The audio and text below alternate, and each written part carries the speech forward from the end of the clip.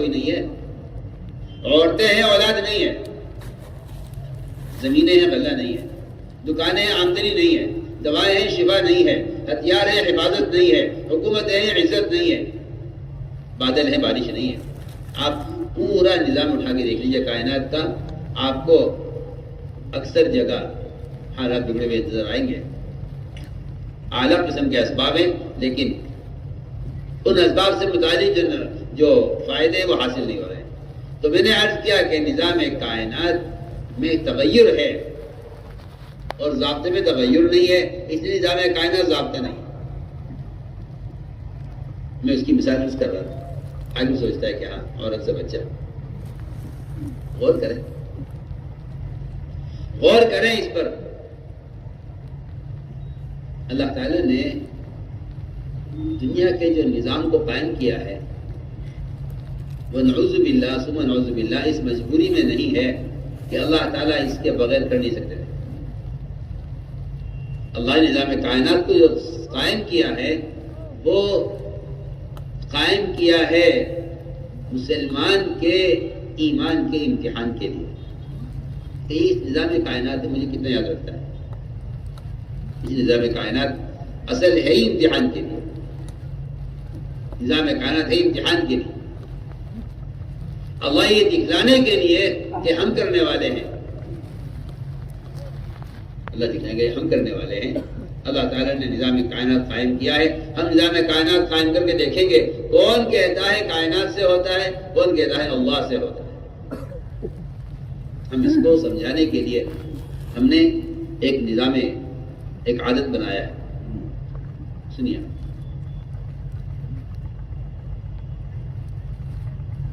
انبیاء ہیں اولیاء،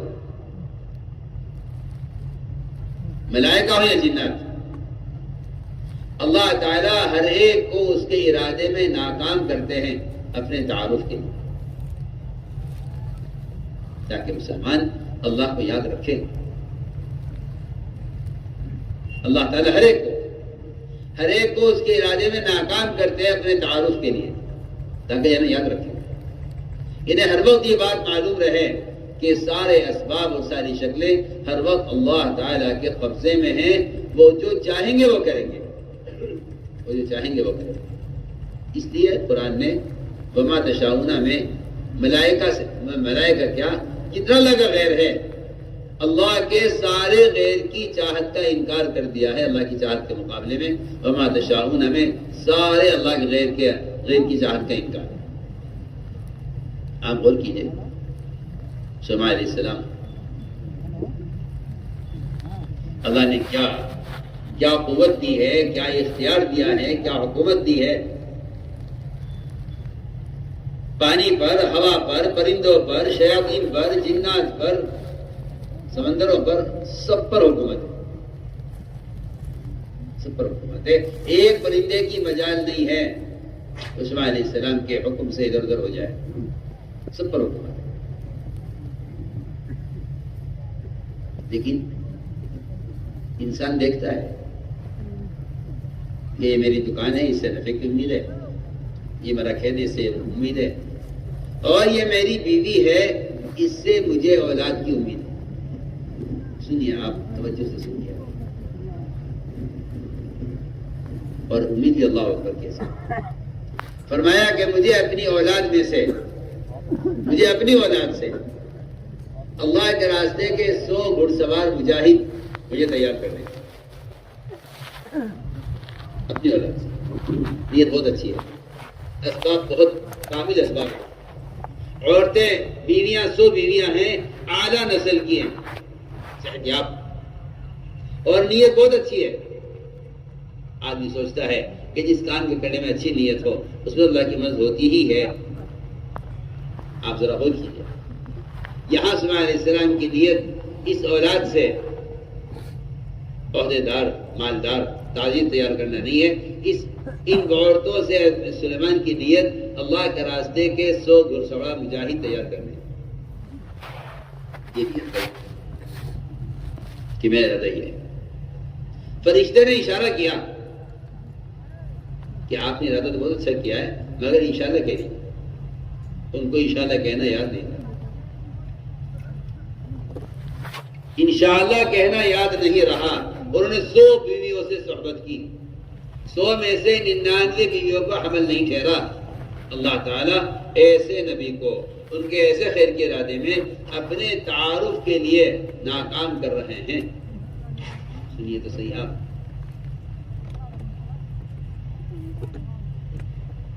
نبی کو ان کے خیر کے ارادے میں، ان کے خیر کے ارادے میں نبی کو ناکام کر رہے ہیں، تاکہ یہ جان لیں کہ کرنے والی ذات اللہ. میں سوچتا ہوں کبھی کبھی کہ جب اللہ تعالیٰ اتنی بڑی بڑی شخصیتوں کو اپنے تعارف کے لیے ناکام کر رہے ہیں تو ہم اتنی چھوٹی چھوٹی حکومتوں کو اور ان سے اپنے مسائل کے حل کے لیے کیسے امید کر لیتے ہیں؟ سوچیے تو صحیح. ہم چھوٹی چھوٹی شکلوں سے اللہ سے رخ پھیر کر کیسے امید کر لیتے ہیں، جبکہ اللہ رب العزت سلیمان علیہ السلام جیسے نبی کو ان کے خیر کے ارادے میں ناکام کر رہے بتانے کے لیے معاملہ ہمارے ہاتھ میں، آپ کے ہاتھ میں نہیں. ایک رات میں 100 صحبت کی، 100 میں سے ایک کو حمل ٹھہرا ہے، وہ بھی اللہ نے حمل ضائع کرانے کے لیے ٹھہرایا تھا تاکہ ہم بتائیں کہ اگر تم حمل تک کامیاب ہو جاتے ہو تو پھر اس بات کی گارنٹی نہیں ہے کہ یہ بچہ صحیح سالی پیدا ہوگا. ہم جب چاہیں گے حمل کو ضائع کر دیں گے. ساری دنیا کی ماؤں کے رحم ہر آن ہر لمحہ اللہ کے علم میں ہے، اس کے قبضے میں. قرآن کی آیت کا میں نے مفہوم عرض کیا ہے. وما تغیض الارحام وما تزداد. آپ غور کیجیے، یہاں نبی ہیں، سب یہ صحبت کی ہے، 100 میں سے 99 کو حمل نہیں ٹھہرا. سمجھ گئے سلیمان علیہ السلام؟ آپ نے فرمایا، حدیث میں صحیح روایت ہے، آپ نے فرمایا اگر میرا بھائی سلیمان اگر انشاءاللہ ایک مرتبہ کہہ دیتا تو ساری بیویوں سے بچے پیدا ہوتے اور مجاہد پیدا ہوتے، سارے بیٹے پیدا ہوتے، سب اللہ کے راستے کے مجاہد بنتے. مگر انہوں نے ارادہ تو کر لیا، اپنے ارادے کو ہمارے ارادے پر موقوف نہیں کیا. بس یہ ہمارا آپ کا مرض ہے جس نے ہمیں اللہ کے غیر کی طرف جھکایا ہوا ہے. حکومت سے امید ہے، آپ قوانین قبول کر لیں گے حکومتوں کے، کیونکہ آپ کو حکومت سے امید ہے. آپ حکومت کے قانون پر اپنے فرائض بھی چھوڑ دیں گے، دین بھی چھوڑ دیں گے، سنتیں بھی چھوڑ دیں گے، تو قانون میں کیا کر سکتا ہے؟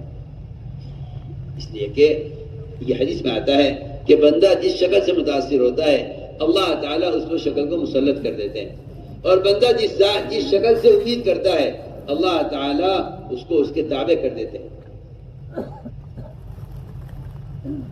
اس لیے میں نے بہت بنیادی بات ہے میرے دوستوں عزیزوں. سب سے پہلا کام یہ تھا کہ اس کلمہ لا الہ الا اللہ کو ہم دعوت میں لاتے ہیں. روزانہ ہر مسلمان روزانہ یہ طے کرتا ہے کہ مجھے اپنے ایمان کی تجدید کے لیے وقت خالی کرنا ہے. کبار صحابہ کا معمول تھا کہ وہ اپنے ایمان کی تجدید کے لیے صحابہ سے کہتے ہیں آؤ بیٹھو پر ایمان لے آئے، آؤ بیٹھو پر ایمان لے آئے. یہ ایک دوسرے کو دعوت دے کر ایمان کے حلقہ میں اس لیے جمع کرتے تھے تاکہ اللہ کے تذکروں سے اللہ کا دل میں تاثر پیدا کرے. تو میں نے ایک بات عرض کی کہ جو بے دینی ہے اس بے دینی کا اصل سبب اللہ کے غیر کا تاثر ہے. اس لیے کہ انسان مسلمان کی بے دینی کے 2 ہی سبب ہو سکتے ہیں، یا تو غیروں سے محبت ہے یا غیروں کا دل میں خوف اور ان کا تاثر ہے. یہ 2 وجہ ہیں اصل میں مسلمان کی بے دینی کی 2 وجہ ہیں، یا غیروں سے محبت ہے یا غیروں کا دل میں تاثر ہے، اور دونوں چیزیں ایمان کے خلاف ہیں. دونوں چیزیں ایمان کے خلاف ہیں. اس لیے میں نے عرض کر دیا ہے کہ جو کائنات میں ہوتا ہوا نظر آ رہا ہے، ہمارا تجربہ اس دوا کا ہے، ہمارا تجربہ عورت سے بچے کا ہے، ہمارا تجربہ، یہ جو تجربات ہیں میں اس کی مثال عرض کرتا ہوں. بارش ہوتی ہے، ماہر موسمیات کہتے ہیں بارش ہو گئی، یہ کہتا ہے جی بارش ہو گئی. اس کا کوئی تصور بھی نہیں ہے کہ بارش کے ہونے کا علم اللہ کے سوا کسی کو نہیں. جی اس کا تصور بھی نہیں اس کو. اور یہ صاف کہہ دیتا ہے ہمیں امید ہے کہ بارش ہوگی. اس لیے کہ ماہر موسمیات کہہ رہے ہیں بارش ہوگی. میں آپ کو واقعہ سناتا ہوں، ایک حقیقت ہے. ہم حج میں تھے. حج سے پہلے کچھ دن پہلے، شاید غالباً ہفتہ بھر پہلے، اعلان ہو گیا کہ بڑا خطرناک طوفان آنے والا ہے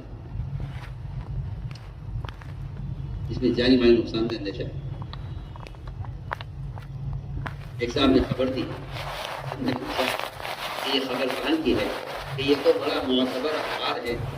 اس معتبر اخبار کی یہ خبر ہے. جی ہاں، معتبر اخبار. ہمیں لوگوں پر تعجب ہوتا ہے کہ لوگ جس یقین کے ساتھ اخبار پڑھتے ہیں اس یقین سے قرآن نہیں پڑھتے. اخبار جھوٹے اخبار سمجھ کے پڑھتے ہیں، قرآن کو سمجھ کر پڑھنے کا شوق نہیں. حالانکہ قرآن وہ سچا اخبار ہے جس نے قیامت تک ہونے والے سارے واقعات کو بیان کیا ہے، اور کوئی واقعہ آج تک اور آج کے بعد بھی کوئی واقعہ قرآن کے خلاف نہیں ہو. سچا قرآن. ہماری بات توجہ سنی. اخبار کی خبر ہے بارش ہوگی، طوفان آئے گا اور سیلاب کا آنے کا کیا آنے کی خبر ہے. میں نے کہا کہاں کی خبر ہے کہ یہ اخبار کی خبر ہے؟ میں نے کہا اس اخبار میں تلاش کرو کیا یہ لکھا ہوا ہے کہ قیامت کس دن قائم ہوگی. تو ساتھ کہنے لگے کہ نہیں، یہ تو ہمارا ایمان ہے، یہ تو ہمارا ایمان ہے کہ اللہ کے سوا کسی کو، نبی کو نہیں معلوم تو قیامت کب قائم ہوگی. چلیے اور کسے معلوم ہوگا؟ یہ تو کسی کو بھی نہیں معلوم قیامت کب قائم ہوگی. میں نے کہا جب قرآن میں دونوں باتیں ساتھ لکھی ہوئی ہیں، ان اللہ عنده علم الساعة وينزل الغيث، جب قرآن میں دونوں چیزیں ساتھ لکھی ہوئی ہیں کہ اللہ کے غیر پر نہیں معلوم قیامت کب قائم ہوگی، اس کے غیر پر نہیں معلوم کہ بارش کب برسے گی، تو آپ کیوں دعویٰ کریں کہ بارش ہوگی؟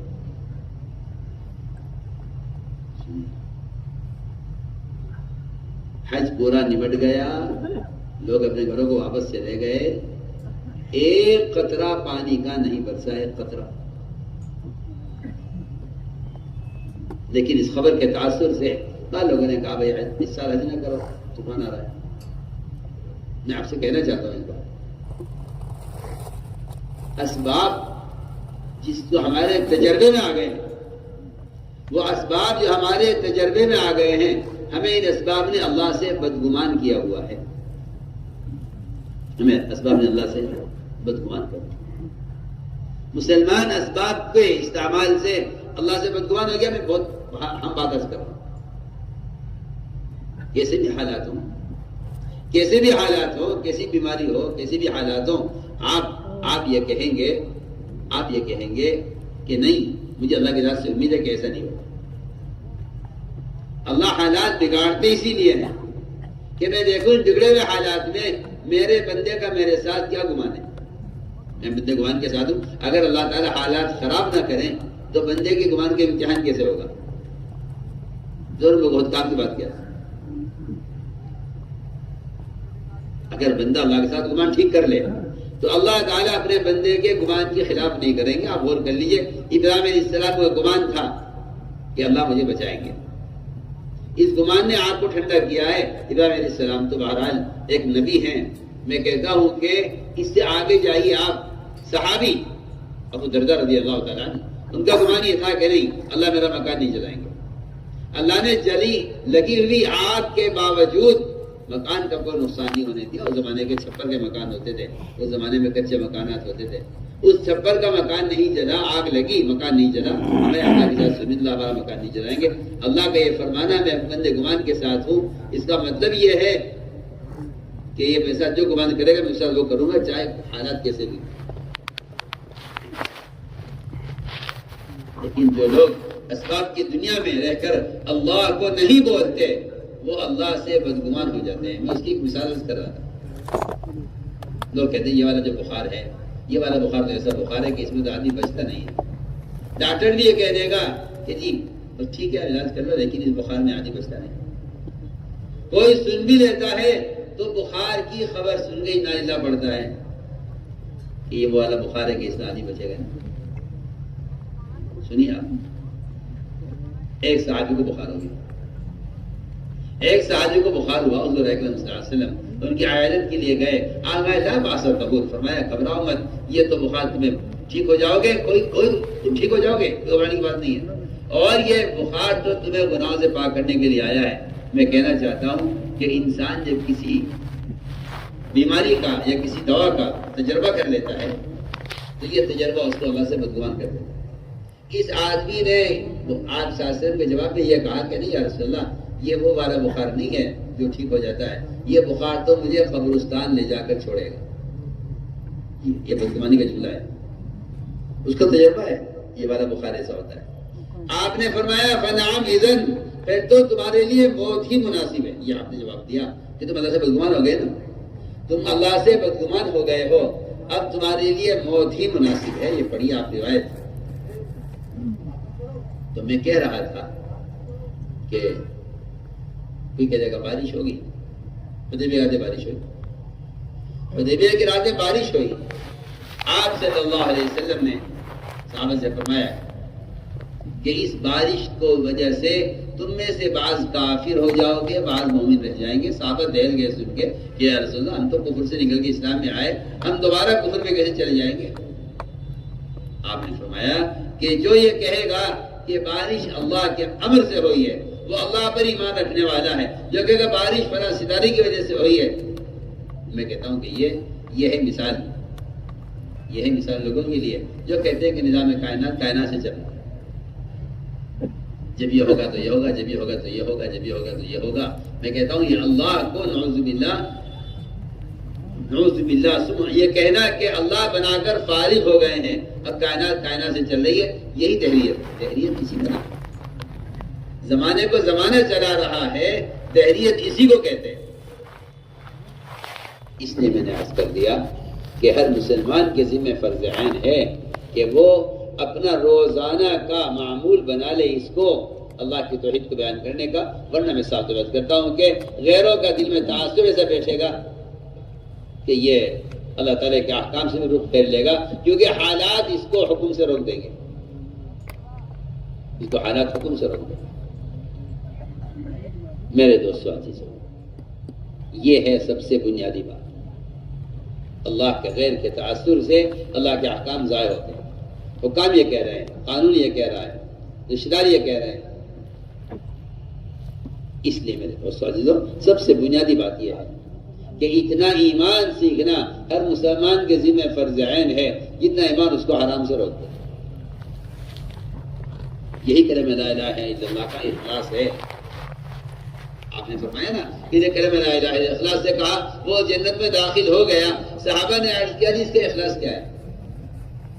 آپ نے فرمایا اس کا اخلاص یہ ہے اے مومن کو حرام سے روک دے، مومن کو حرام سے روک دے۔ اب سے میں کہا کرتا ہوں ہر مسلمان کو چاہیے کہ وہ اپنے ایمان کو پیش کرے حدیث پر، قرآن پر، کہ قرآن حدیث میں ایمان کسے کہا گیا ہے۔ کسی صحابی نے سوال کیا ایمان کسے کہتے ہیں؟ فرمایا جب تجھے نیکی خوش کرے اور گناہ غمگین کرے تو جان لے کہ تو مومن ہے۔ اس لیے ایمان کی اپنی علامتیں ہیں، جیسے نفاق کی علامتیں، جھوٹ بولنا، وعدہ خلافی کرنا، خیانت کرنا، جس طرح یہ نفاق بیماریاں ہیں اور بیماری بدن پر ظاہر ہو جاتی ہے۔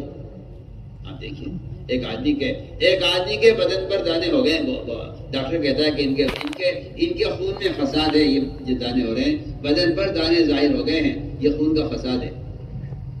کوئی بھی چیز انسان کے جسم میں ہوتی ہے وہ باہر ظاہر ہو جاتی ہے، اندر تھوڑا ہو رہا ہے وہ ظاہر ہو جائے گا۔ تو میں نے عرض کیا کہ نفاق اندر کی بیماریاں ہوتی ہیں جو ظاہر ہو جاتی ہیں، ایسے ہی مومن کے اندر سے ایمان کی علامتیں اس کے اعمال سے ایمان کی علامتیں ظاہر ہوتی ہیں۔ تو میرا ایمان کی علامت یہ ہے کہ مومن کو نیک بات سے خوشی ہو اور گناہ سے غم ہو، یہ مومن ہونے کی علامت ہے۔ آپ اندازہ کر لیں، ہم میں سے ہر ایک اپنے بارے میں غور کر لے، گناہ کر کے لوگوں کو بتاتے ہیں جا کر کہ میں نے یہ گناہ کیا، اور خوش ہو کر بتلاتے ہیں۔ ابن عباس فرماتے رضی اللہ تعالیٰ عنہ، اگر کوئی شخص کسی گناہ کے کرنے کی کوشش کرے، اگر کوئی شخص کسی گناہ کے کرنے کی کوشش کرے اور اس میں وہ ناکام ہو جائے، وہ نہ کر سکے، کوشش کرے لیکن گناہ میں کامیاب نہ ہو سکے، اس کو اس ناکامی پر اگر ذرہ برابر اس بات کا خیال آ گیا، یہ دل میں یہ غم، یہ خیال آیا کہ ہاں یہ کام رہ گیا ہو جاتا، تو فرمایا اس خیال کا دل میں آنا اس گناہ سے بڑا گناہ ہے جس کی کوشش میں یہ ناکام ہوا،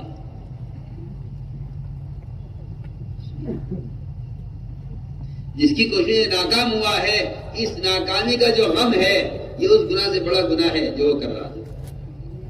اور اگر گناہ کرتے ہوئے دروازہ ہل جائے، گھر میں کوئی آہٹ ہو جائے، کوئی برتن مل جائے، ہلکی سی آواز کسی آدمی کے گناہ کرتے ہوئے ہلکی سی آواز کان میں پڑ جائے گھر کے اندر، اور یہ خیال آئے کہ کسی نے دیکھا تو نہیں، تو میں کسی کے دیکھنے کا خیال آنا یہ اس گناہ سے بڑا گناہ ہے جو وہ کر رہا ہے۔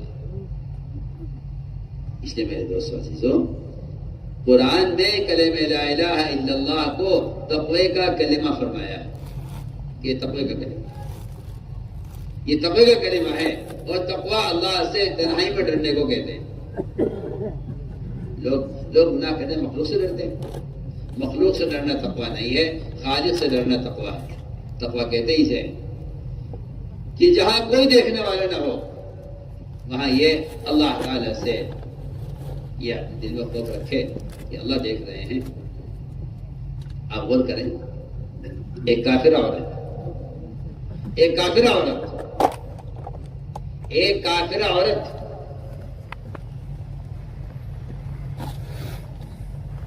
زلیخا یوسف علیہ السلام کو گناہ پر آمادہ کیا۔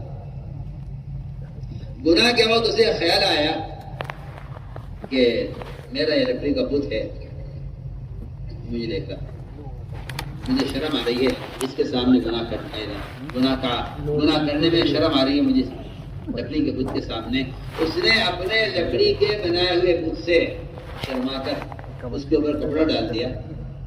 سوچیے آپ، ایک کافرہ عورت اگر لکڑی کے بت سے شرما رہی ہے گناہ کرنے میں، تو پھر آپ اسے اندازہ کر لیجئے کہ ایک ایمان والے کو اللہ سے کتنا شرمانا چاہیے گناہ کرنے۔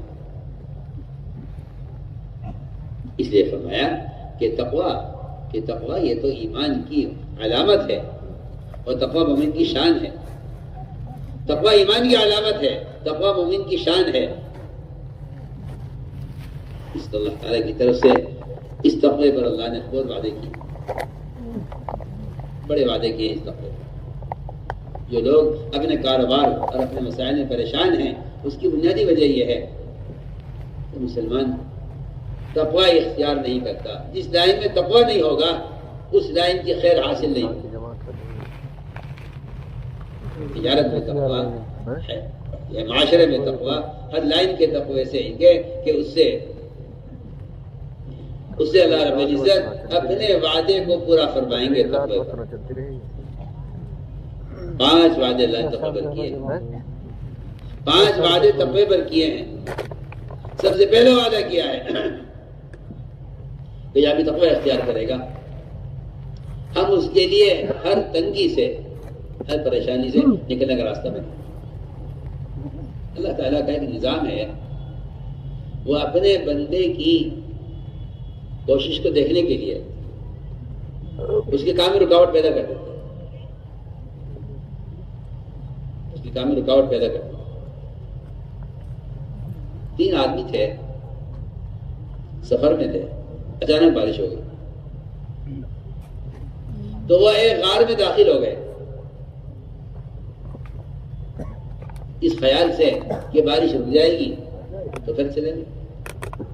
غار میں داخل ہے بارش سے رکنے کے لیے، بارش سے بچنے کے لیے۔ اللہ نے ان کا امتحان لیا کہ میں دیکھتا تو ہوں کہ اگر میں ان کو کسی مصیبت میں یا کسی مشکل میں ڈال دوں تو یہ کیا کرتا۔ میں آپ سے بہت کام کی بات کر رہا ہوں، تاجر ہے، اللہ تعالیٰ تجارت میں نقصان لے آتے ہیں، اللہ تجارت میں نقصان لے آتے ہیں یہ دیکھنے کے لیے کہ یہ میرا بندہ اس تجارت کے نقصان کو حرام راستے سے دور کرتا ہے یا یہ صبر کر کے حلال راستے اختیار کرتا ہے۔ تجارت میں نقصان ہو گیا، تجارت میں نقصان ہو گیا، اس بیوقوف آدمی نے اس نقصان کو دور کرنے کے لیے سودیہ قرضہ لے لیا. سوچیے